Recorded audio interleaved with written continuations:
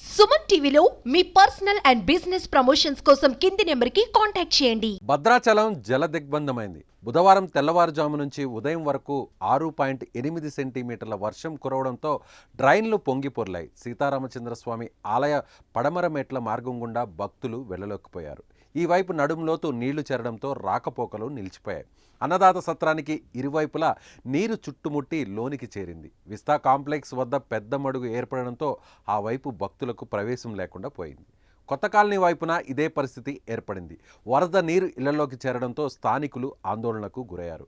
ఆలస్యంగా మేలుకున్న అధికారులు దిద్దుబాటు చర్యలు చేపట్టారు. విస్తా కాంప్లెక్స్ కొత్త కాలనీ వద్ద కరకట్ట స్లూయిస్ను తెరిచి మోటార్లతో నీటిని తోడి గోదావరిలోకి తరలించడంతో మధ్యాహ్నం కల్లా రామాలయం పరిసరాలలో పాటు కొత్త కాలనీ వరద సమస్య తగ్గిపోయింది.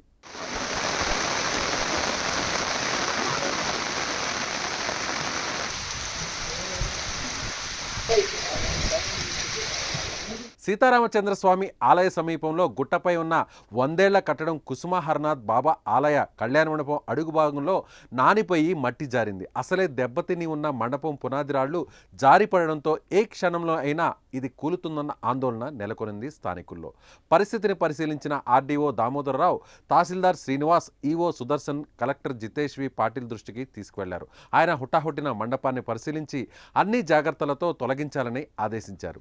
ఐటీసీ రెస్క్యూ బృందం రంగంలోకి దిగి కళ్యాణ మండపం కిందకు జారిపోకుండా సమీపంలో చెట్లకు, ఆలయ స్తంభాలకు తాళ్లు కట్టి కూల్చేశారు. ఇదిలా ఉంటే భద్రాచలం వద్ద గోదావరి వరద ఉధృతి పెరుగుతోంది. మంగళవారం నాటికి 32.5 అడుగుల నీటి మట్టం ఉండగా బుధవారం రాత్రి 9 గంటలకు 36.3 అడుగుల వరకు పెరిగింది. దీంతో గోదావరి నది వైపు ఎవరూ వెళ్లవద్దని అధికారులు హెచ్చరికలు జారీ చేశారు.